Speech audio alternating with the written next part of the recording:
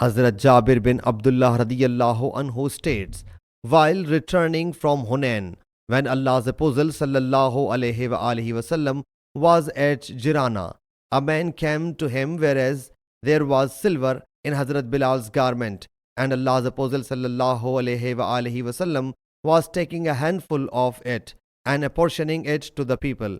A man whereupon said, O Muhammad sallallahu alaihi wasallam, do justice. He sallallahu alaihi wasallam said, torment be upon you.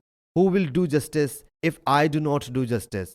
If I had not acted equitably, I would have been failed and dejected in my mission. Hazrat Umar bin Khattab radiyallahu anhu said, O Allah's Apostle sallallahu alaihi wasallam, permit me to kill this hypocrite. He sallallahu alaihi wasallam said, Allah Jalla Jalaluhu forbid, lest the people should say that I assassinate my companions. This person and his companions read the Quran, but the Quran does not pass their throats, and they will exit the Quran, religion, as an arrow goes through the game. Sahih Muslim Hadith number 2446.